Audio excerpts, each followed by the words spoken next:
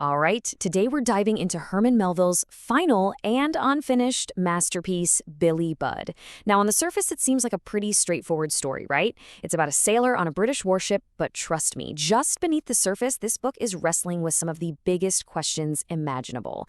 I'm talking about justice, law, and the very core of human nature.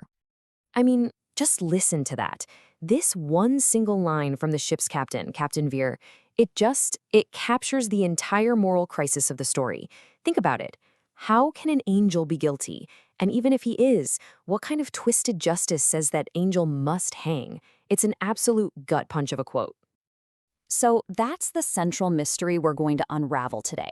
We are going to trace the exact steps that took this almost perfect man and put him on a path to a fatal confrontation and somehow an even more shocking verdict.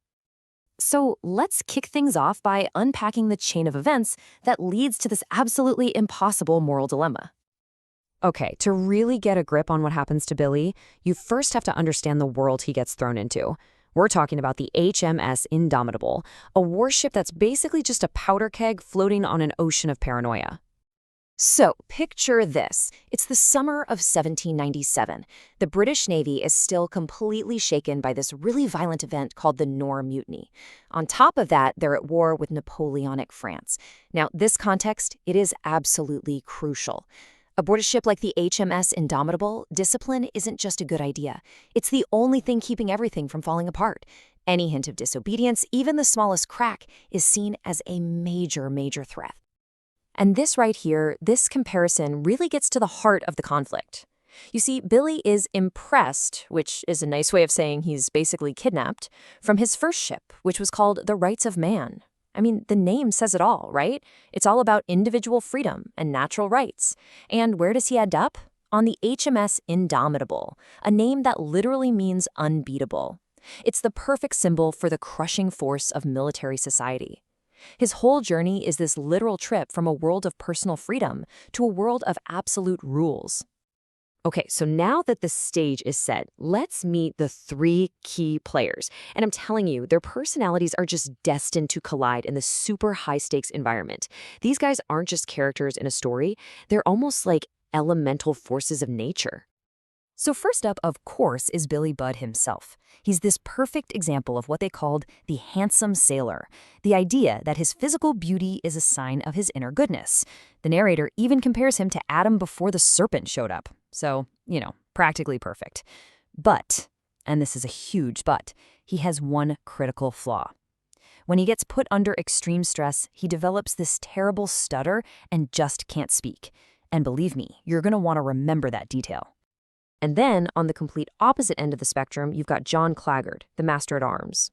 On the surface, this guy is smart, he's respectable, but underneath, there's just something deeply wrong with him.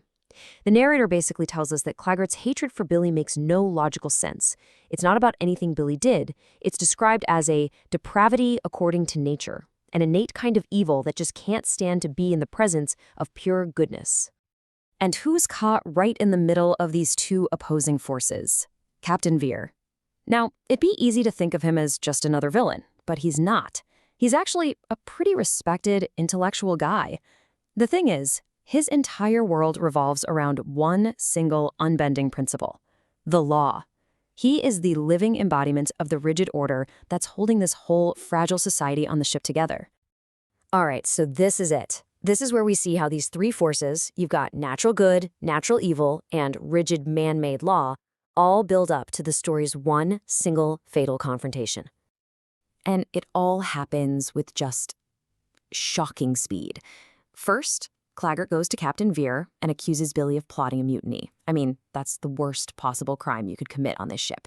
So Vere brings them both into his cabin to sort it out. But Billy, faced with this absolutely insane lie, he just freezes. That flaw we talked about, it kicks in.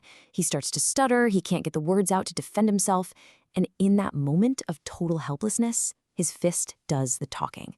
He strikes Claggart just one time, and his accuser falls to the floor, dead. So suddenly, Vere is in a completely impossible position. He's got a dead officer on his cabin floor, and the killer is standing right there. And he's terrified that if this news gets out to the crew, it could start the actual mutiny that Claggart was lying about. So what does he do? He calls for a drumhead court, which is basically an immediate, on-the-spot, battlefield-style trial to get this whole thing handled before word can spread.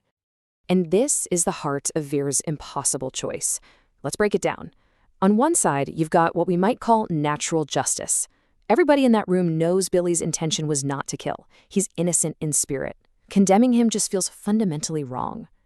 But on the other side, there's the cold, hard maritime law. And according to the law, intent doesn't matter. The act is all that counts. A sailor killed a superior officer. End of story. And to pardon him? Well, Vere's terrified that would look like weakness and could actually inspire a real mutiny.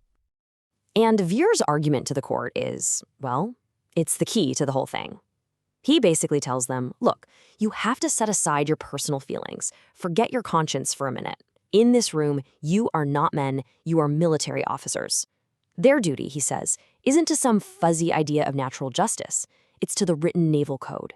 And in a time of war, he argues, the appearance of justice and order is actually more important than true justice for a single man. So Billy is found guilty and condemned to hang. But the story, it doesn't just stop there, because Melville then starts to explore something really fascinating. The huge difference between what actually happens and how an event gets remembered and turned into a story. And then comes the moment of his execution. Just before he's hanged, something incredible happens. His stutter is completely gone, and his final words, spoken clearly for everyone to hear, are absolutely shocking. God bless Captain Vere. I mean, what do you even do with that? Is it forgiveness? Is it acceptance? Or is it some kind of, I don't know, baffling display of loyalty to the very system that's about to kill him? There's just no easy answer. And after he's gone, two totally different stories about what happened begin to spread. First, you have the official record. A naval chronicle is published, and it gets everything wrong. It basically reports Claggart's original lie as the truth, saying Billy was a depraved mutineer who stabbed a respectable officer. And that becomes the official history. But then you have the sailor's legend. The crew, the guys who were actually there, they keep his memory alive in a ballad, a song called Billy and the Darbies. They turn him into a martyr, and the spar he was hanged from becomes something like a holy relic. And Melville, through his narrator, kind of tells us why this story feels so unresolved. He writes, truth uncompromisingly told will always have its ragged edges. And that's really the point, isn't it? Real life isn't a neat little package. There's no simple moral to the story here. There's no clear hero and no clear villain. There's just the tragic, complicated, messy aftermath when big ideas crash into each other. And so all of this leaves us with a final, really haunting question that's just as relevant today. Billy Budd forces us to ask, where do we draw the line between the laws we create and the justice we feel in our hearts? Is there ever a point where protecting the system, the society, is worth sacrificing a good, innocent person? And if there is, what's the ultimate cost?